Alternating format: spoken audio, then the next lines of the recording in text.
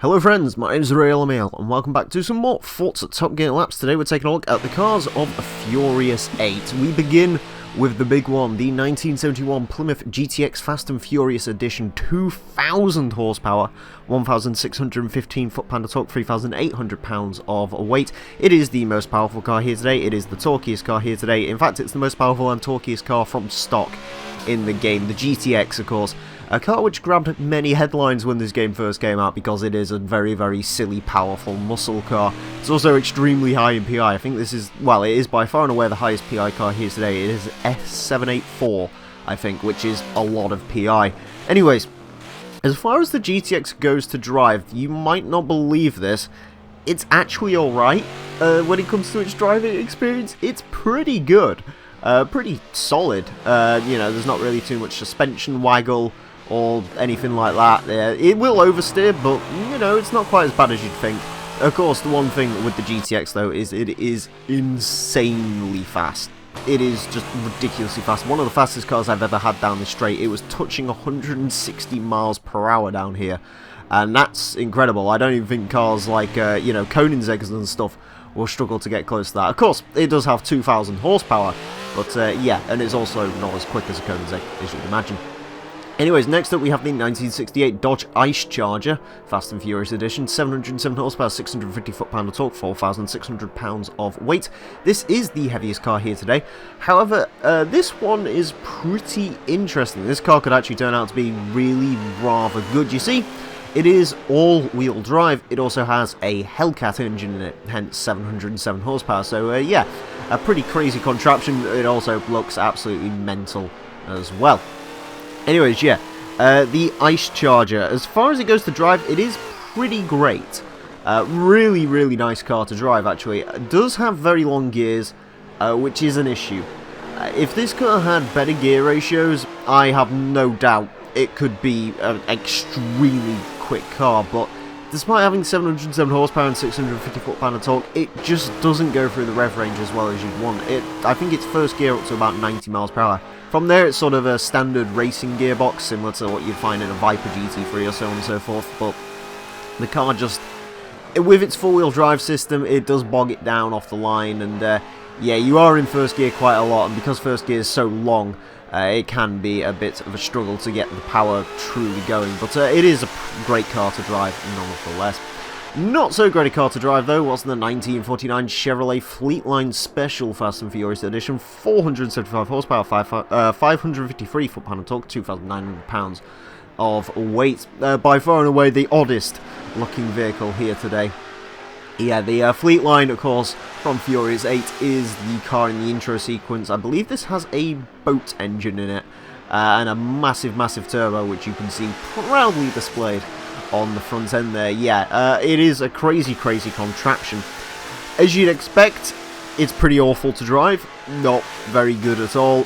You know, 475 horsepower, it's actually one of the lower powered cars here today. And it's actually one of the lighter cars as well, second lightest car.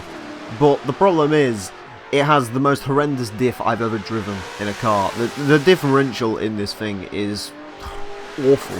It is just simply awful. Yeah, just not great. Just not great is the best way to describe this car. If it didn't have such a bad differential, it'd be okay. But yeah, you certainly do not want to be driving this particularly around a racetrack for any form of competitive driving. It just won't do it. It is rather understeery, it will oversteer, and it's got a horrific differential, so really is the worst of all worlds. Next up, 1966 Chevrolet Corvette C2 Fast and Furious Edition. This one of the more sane cars here today, 455 horsepower, 460 foot-pound of torque, 3,137 pounds of weight. Yeah, those figures pretty tame for a Fast and Furious cars. Of course, we've seen these cars before, you know, in Forza Motorsport 6 they had them. They have ridiculously big turbos and so on and so forth. But yeah, for a Fast and Furious car, this one's actually pretty subdued. Yeah, not a huge fan of the C2 Corvette, do have to admit, not my cup of tea as far as cars go. I just don't particularly like the styling, I don't particularly like the car at all. But yeah, I was very curious about this one because it is such a weird sort of car statistically. I was kind of interested to see how this would drive. It is nice and easy to drive. That's the best way to describe it. By far and away, probably the easiest car here to drive today. It's not amazing, though. It's certainly not, you know, spectacular. It is easy. It is nice. It isn't perfect. It isn't great. It isn't... I mean, it's good. It's just not amazingly good. Yeah. I'm sure it's a good platform. You could probably do some bits to this and make it a really nice handling car, or you could stick more power into it, but ultimately, yeah, just not my cup of tea, as it turns out. Definitely what wasn't my cup of tea, though, was this, the 2014 Local Motors Rally Fighter Fast and Furious Edition. 630 horsepower, 577 foot-pounds of torque, 3,885 pounds of weight. Second heaviest car here today. Actually, the third most torquey. Yeah, the Rally Fighter.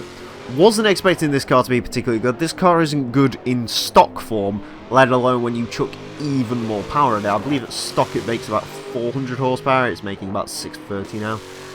One advantage is it has a better gearbox than the actual sort of stock car. That has a 3-speed. This has a 6-speed, which is very nice. Yeah, it handles as you'd expect. It is rear-wheel drive, which is quite interesting.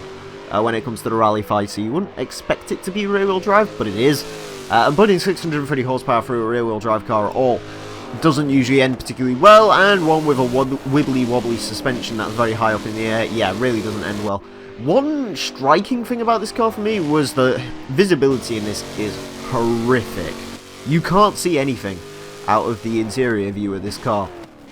You got a massive blind spot to your left, which is quite crucial considering that's how you look into most of the corners here. Yeah, it's not a good car all around. I certainly would be very challenged to recommend a Rally Fighter to anyone for anything. Next up, 2015 Mercedes-AMG GTS Fast and Furious Edition, 503 horsepower, 479 foot-pound of torque, 3,627 pounds of weight.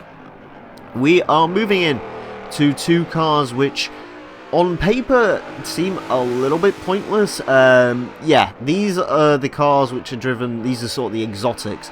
This one driven by Tej, the next one is driven by Jason Statham, I can't remember his name in the film. But yeah, the AMG GTS, you might look at this and go, why is this going around here? We've had an AMG GTS before. Interestingly enough, I looked into these cars.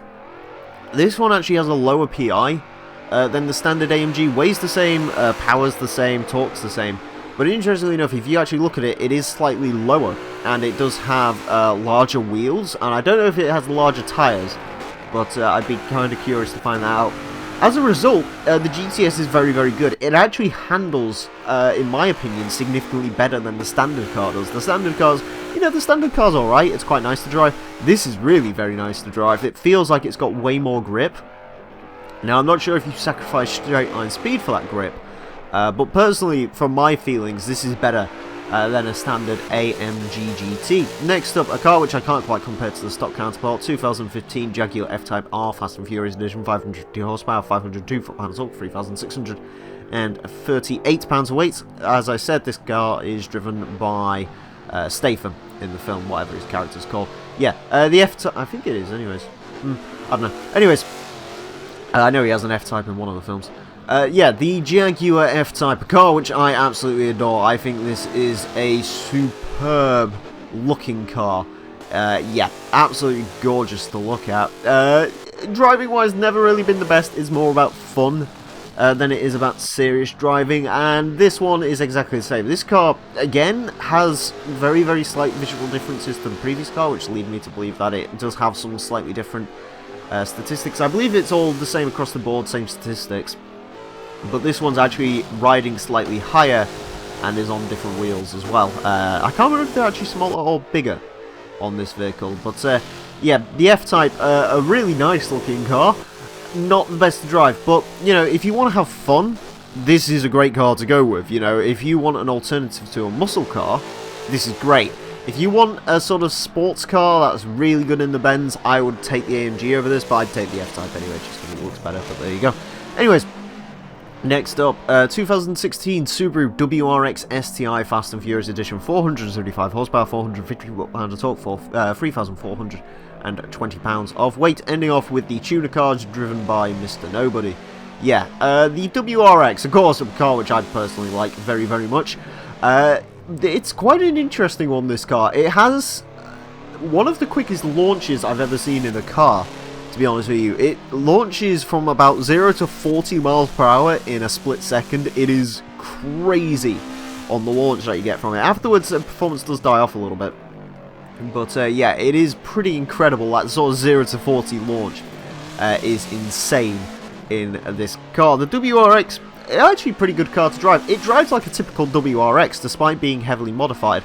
It really doesn't have too many changes from a standard WRX. The one thing I will say, the brakes feel very poor on this car. Not sure as to why. I don't know if they were upgraded from the stock version. But yeah, the brakes do feel a little bit poor. You do have to brake a little bit early. But other than that, you know, typical WRX. Hints of understeer here and there, but all in all, a very, very composed, nice car to drive. And we finish with another Subaru. This is the 2013 Subaru BRZ Fast and Furious Edition. 400 horsepower, 406 foot-pound of torque, 2,625 pounds of weight. It is the least powerful, least torquey, and the lightest car here today, unsurprisingly. Of course, I believe this car has the Rocket Bunny kit. Not a huge fan of the body kit personally. I quite like the green stripe on it. But yeah, the body kit as a whole, not really my sort of thing. But, you know, that all changes when you actually drive the BRZ. This is a really solid car to drive. Out of all the cars here today, probably the nicest to drive.